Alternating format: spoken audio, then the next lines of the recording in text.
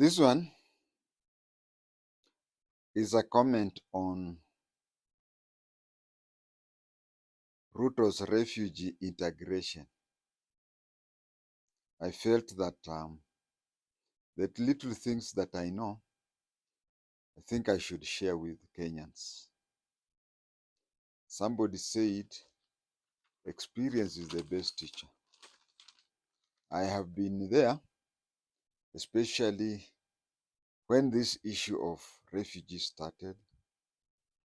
I have commented on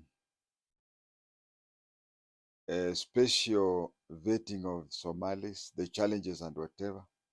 But today I want to comment on the refugee integration thing. If you listen to politicians, especially Kenyan politicians, you'll be confused. Let's start with Raila. He cannot remember, as I record this, Raila cannot remember that before Gen Z, he led demonstrations that was complaining about high prices of food and commodity.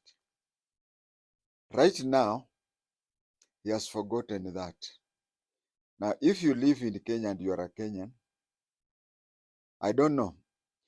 If you compare life now and life at the time when Raila was leading delegations, he was leading delegations where people were demonstrating about the high cost of living.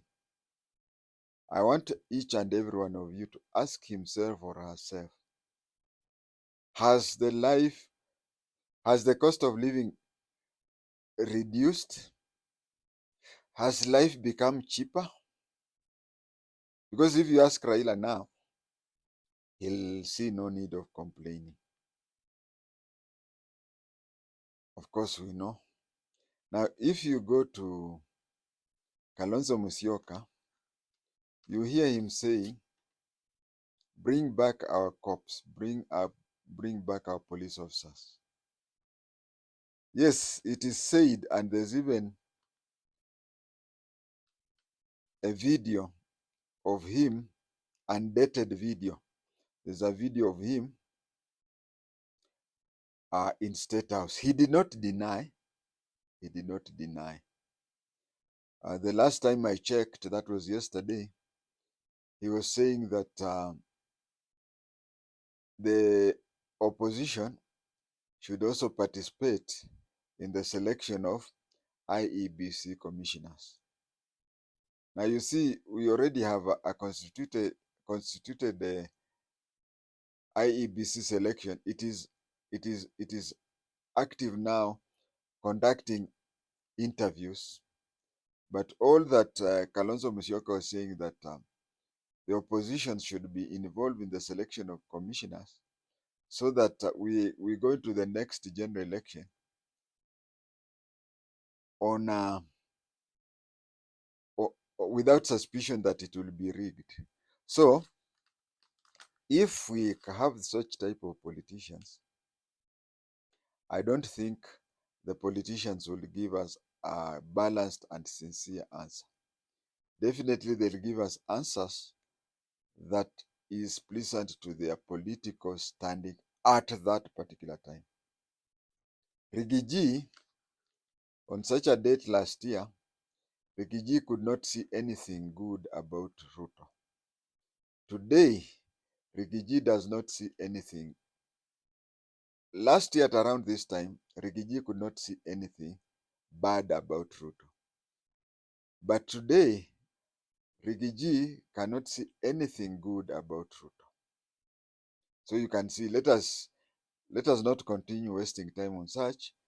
We have to say that relying on politicians is wasting time, because you'll rely on him, and then tomorrow, while you're still, you'll find that whatever you are opposing with him, after he has visited State House, he'll come back and start talking that. I've already said several times that children of the poor people are the ones who come from slums to go and confront situations. But when it comes to appointment, I've already said that Kalonzo Musyoka's son joined the IALA. Raila Amolo Odinga's daughter went to IALA. But let me say, these two children of the prominent two people, just those who are taken to IALA, did you see them on the streets? Now you know.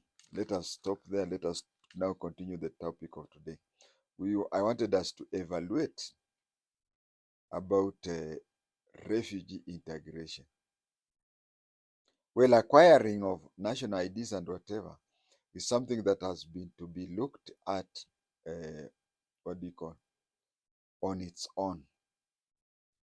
We are approaching somewhere, maybe people do not know, but I'm seeing in a situation where we are talking ill of our Kushite people. Next time, we talk that way for political mileage, but we may reach somewhere where you'll find that a Somali is lynched in a certain place because of what we are talking.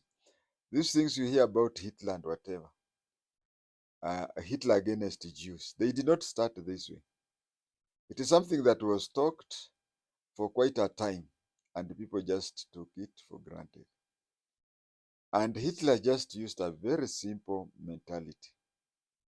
He told the Germans that the world is suffering because it is the Jews who, when Jesus was on earth, the Jews ignored him.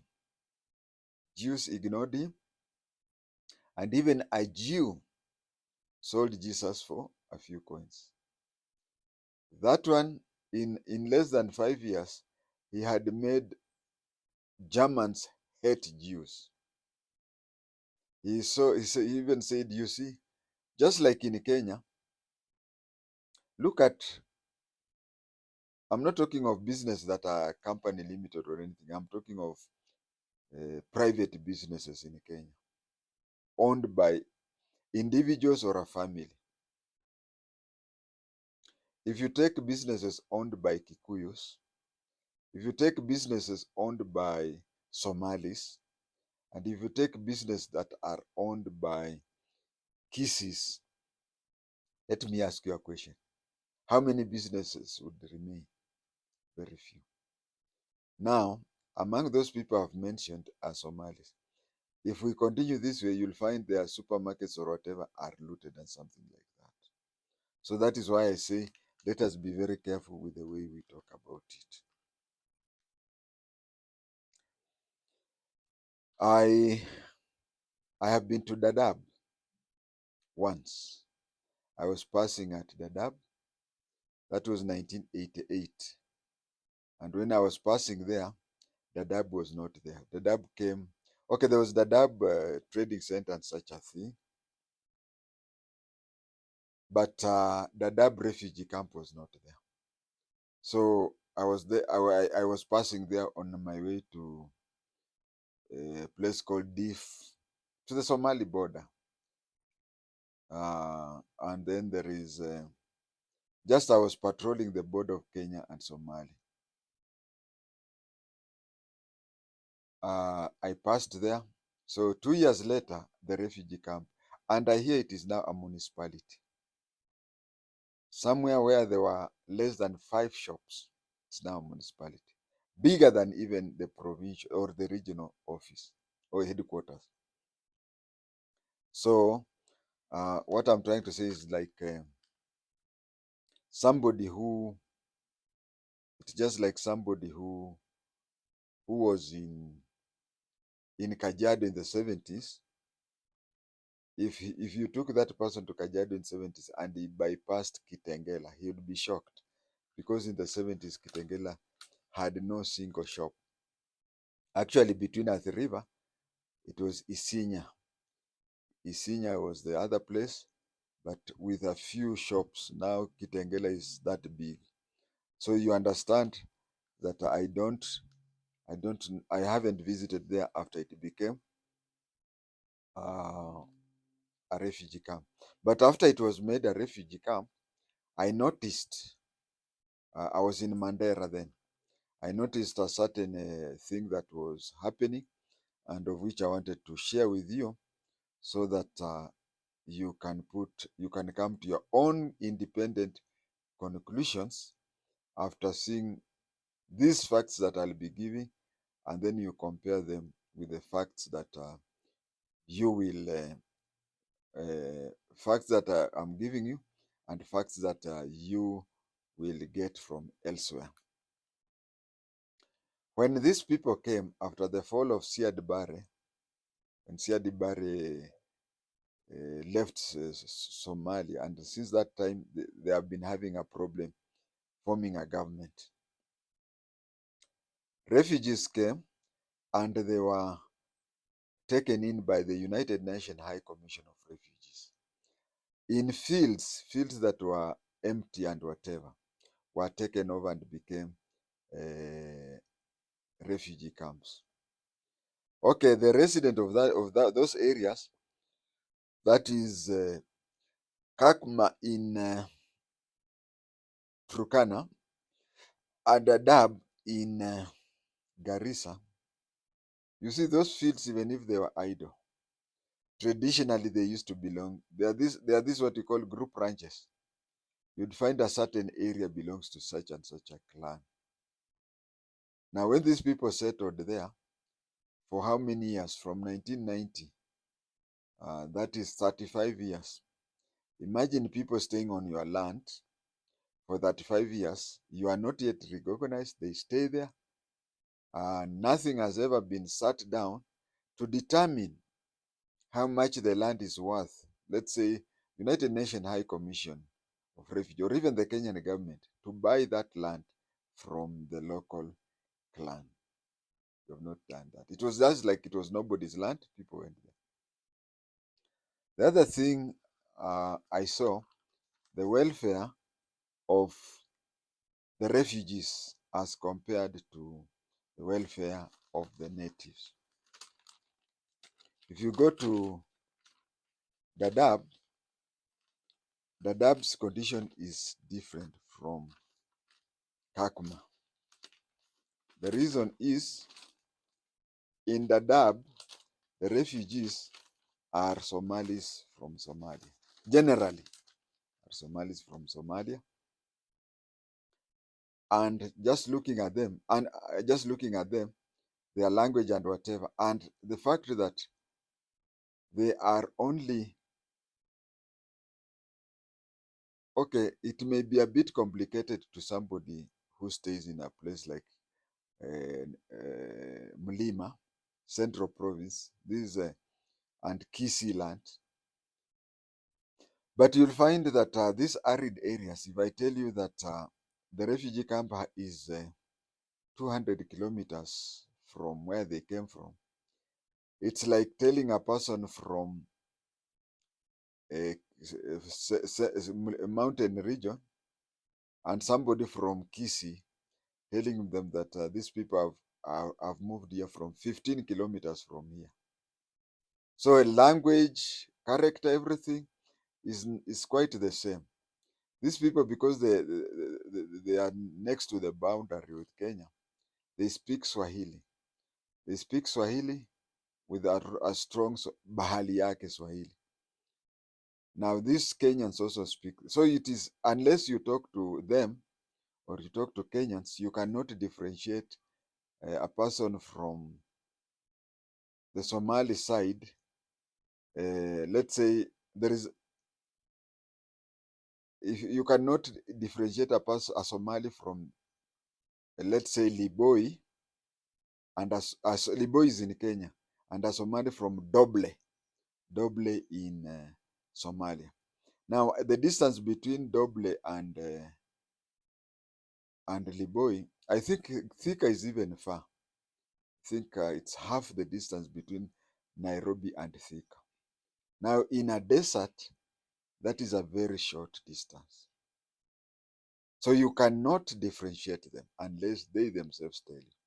Now, you find such a person comes to Kenya, stays in your area, because these people have have farming area, have herding areas.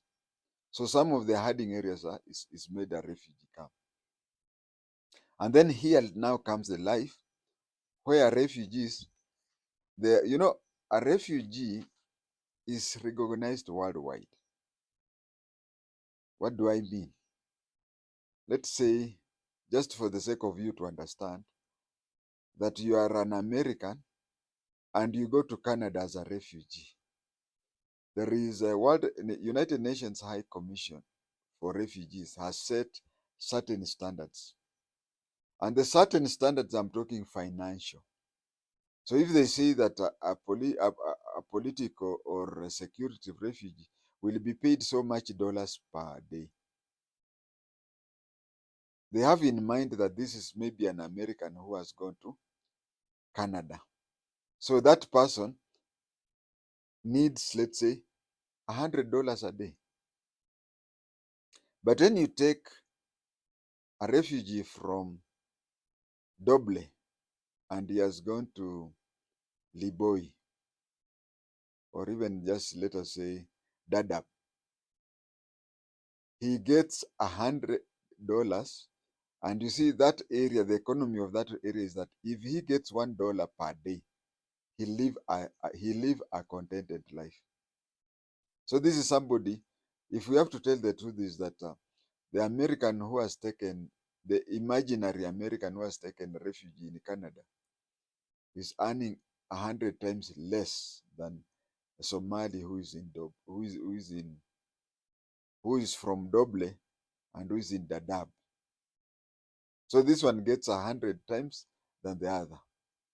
Figurative, lifestyle. Now, when they are staying that way, the United Nations High Commission brings food ration. When they bring food ration, the refugee would use that food free, plus the money he gets. And he may decide to exchange the food with, say, beef. So he sells in exchange. Okay, he can even sell through money. Because if rice is costing, like that time, 40 shillings a kilo in the shops, and a Somali, the refugee, says that he'd sell a local Somali the same size of rice, but half the price.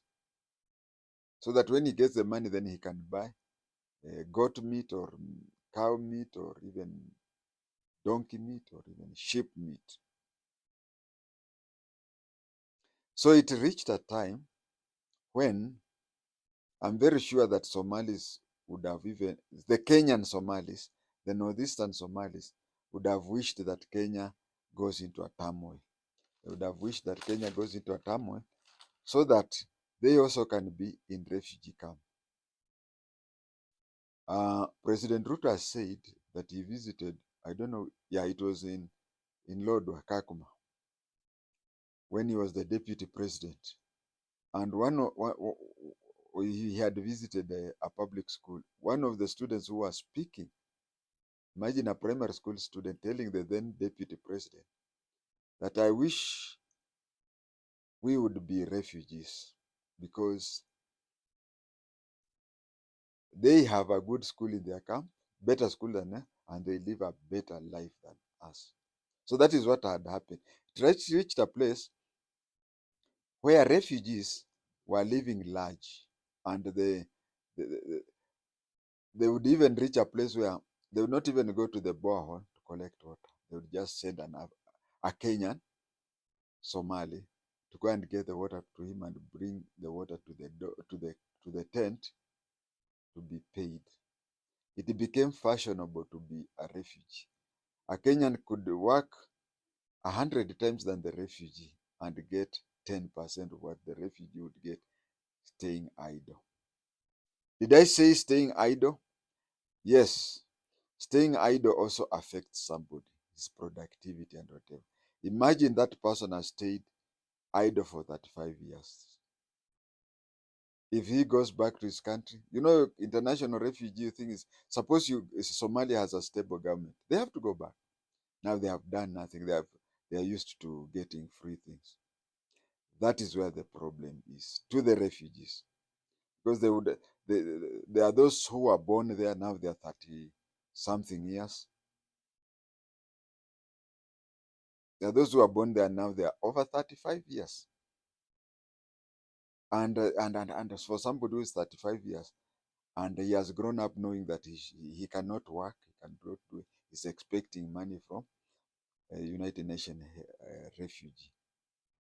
And next to him, there is a person who is admiring his life. So it happened that because it is hard, I'm talking of Dadaab because I've never been to Kakuma. And you see, Dadaab's situation is situation is quite different from Kakuma, because Kakuma is Turkanas who are Kakuma is that Turkanas, and these Turkanas have Southern Sudanese as their refugees. So you cannot say anything about that, because of course you even a child would differentiate the two. But here I'm talking of Somalis and northeastern Somalis. You cannot differentiate. Cannot differentiate.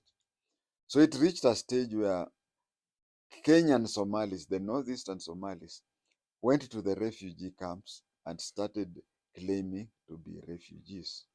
The United Nations High Commission takes fingerprints. Nowadays, they are more particulars they take than even fingerprints. They used to take their fingerprints and register with the United Nations High Commission for Refugees and United Nations High Commission for Refugees and the Kenyan government. That these are the refugees that we have. So when Kenyans went to register, of course they hid their IDs. They hid their IDs not to be seen, and they went to register as refugees. So when their fingerprints are taken, results come that these are Kenyans with the Kenyan ID. So you cannot be registered as as a refugee. Then they turned to their children. They turned to their children. Their children went there, registered as children who have come from Somalia without parents or something. They registered and said they came without parents and they have that problem. So these children were registered as refugees, and then they started. Imagine, how many kids do you have? Now imagine each kid registering differently from each other. So they are not known that they are children of the same household.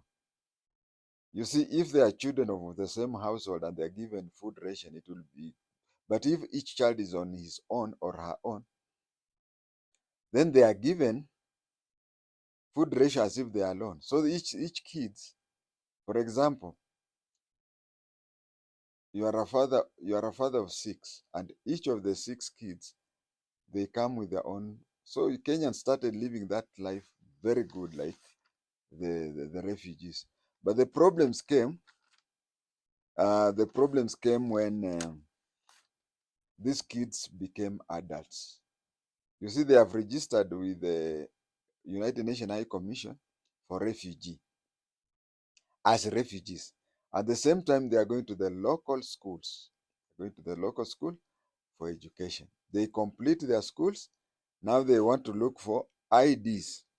When they go to register, National Registration Bureau, they find that their children cannot apply for IDs because the system says these are Somali refugees who are trying to be registered.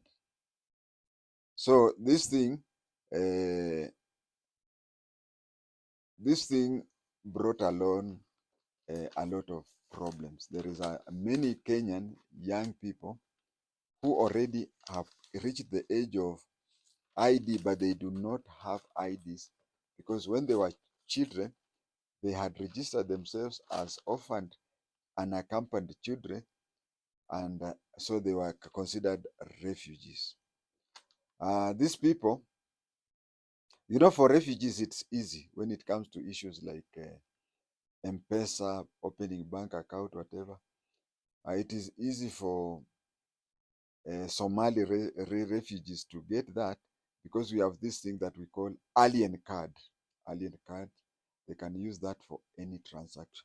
But you find that a Kenyan child who, because of hunger or anything, did because of hunger or anything, he registered as a refugee, and even right as we now talk, many decades later, he cannot register himself, he cannot transact anything. He is just that way. So you find that that problem has also been there. I also want to talk about what was brought about by the president and also by Murkomen. Yes, we have a law that stipulates about non-Kenyans becoming Kenyans. Worldwide, I think anybody born in a country automatically becomes a citizen of that country. And even if you stay, yeah, now imagine me, I'm approaching my mid 60s.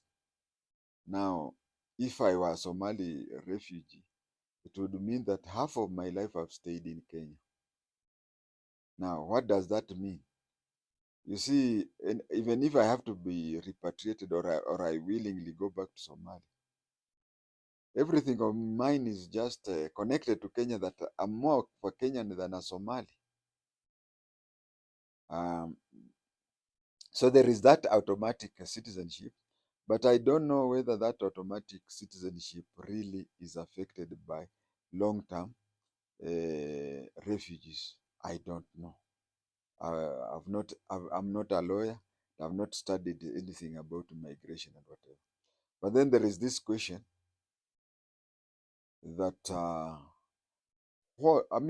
how can these people, according to what the president how can they stay in the same place, integrate? Actually, that is what President Ruto said, the integration of the refugees to the internal. People may not have understood it, or those people who got the information, they got it through news, media houses.